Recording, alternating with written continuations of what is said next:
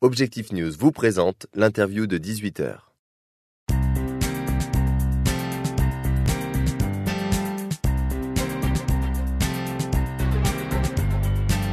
Lilian Braillet, bonsoir. Bonsoir. Vous êtes directeur du support client d'ATR, le constructeur d'avions régionaux qui vise cette année un chiffre d'affaires de 1,8 milliard de dollars et espère dépasser les 2 milliards de dollars en 2015.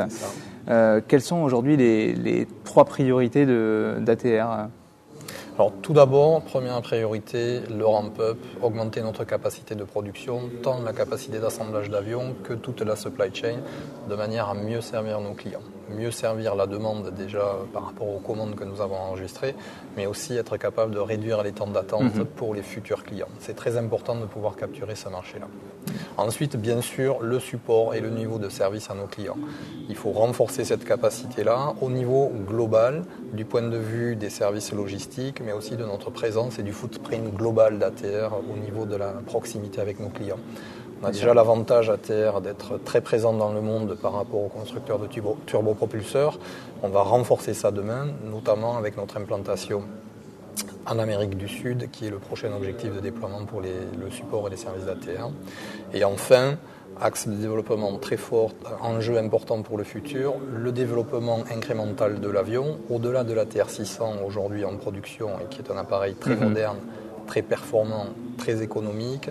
Notre ambition est de continuer à le développer de manière significative pour continuer à garder cet avantage compétitif, tant sur la capacité opérationnelle, les performances et la fiabilité de l'avion, que sur le niveau d'économie que produit cet avion-là, qui est déjà aujourd'hui l'appareil le plus économe en carburant, ce qui veut dire qu'il est aussi celui qui produit le moins de CO2 par mile par passager transporté. Ouais, vous parliez tout à l'heure de footprint, effectivement.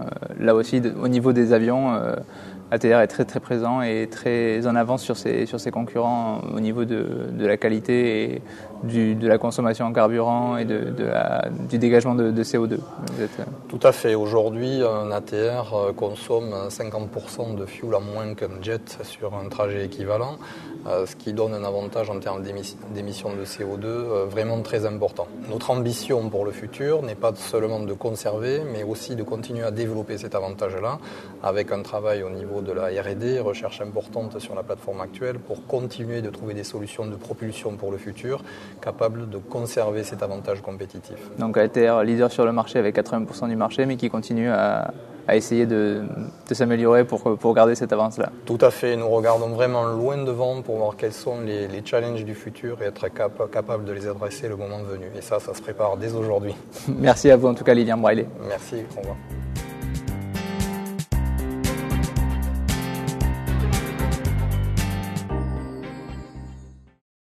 Objectif News vous a présenté l'interview de 18h.